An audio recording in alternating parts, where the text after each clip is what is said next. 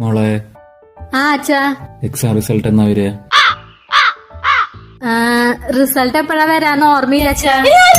ഇന്ന് വരും. നിനക്ക് എങ്ങനെ അറിയുന്നു വരുന്നു? വെള്ളിയാഴ്ച വരും. വെള്ളിയാഴ്ച 12 മണിക്ക് അച്ഛ വരാ. 12 മണി ആയിട്ടില്ലല്ലോ.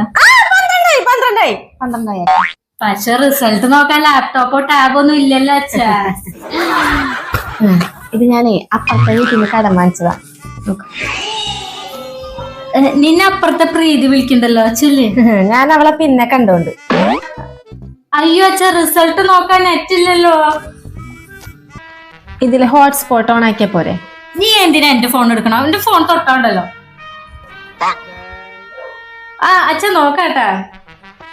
അയ്യോ, ഹോൾ ടിക്കറ്റിന്റെ നമ്പർ മറന്നു. ഹോൾ ടിക്കറ്റ് ഇല്ലാണ്ട് റിസൾട്ട് നോക്കാൻ പറ്റില്ല. നമ്പർ ടൈപ്പ് നോക്ക്. നല്ല പെർസെന്റേജ് എന്താ വെച്ചാ? ഞാൻ അപ്പളേ പറഞ്ഞില്ല നല്ല പെർസെന്റേജ് ഉണ്ടാവുന്നു. ഈ പാരയുടെ വാക്ക് കേൾക്കാനായിട്ട്. നോട്ടാ ഇതിലെന്താ എഫ് എന്നൊക്കെ?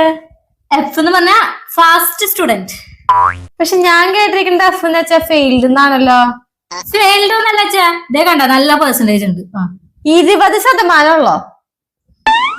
20% 3 സെമസ്റ്ററിൽ. അപ്പൊ 20, 60% ഉണ്ടാച്ച. നല്ല ശതമാനം.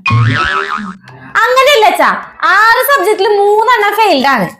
ഇത് ഒരു സെമസ്റ്ററിലെയാ. നിനക്ക് കളിക്കാൻ പോണ്ട സമയമായില്ല, പോയി.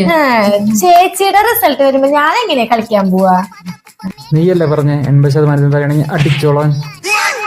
ഇല്ല അച്ഛാ, ഞാൻ എപ്പോഴും അങ്ങനെ പറഞ്ഞേ? ഞാൻ പറഞ്ഞിട്ടേ ഇല്ല. ചേച്ചി പറഞ്ഞിട്ടുണ്ട്. ചേച്ചിയുടെ റിസൾട്ടിന്റെ ടെൻഷൻ കാരണം മറന്നതാ.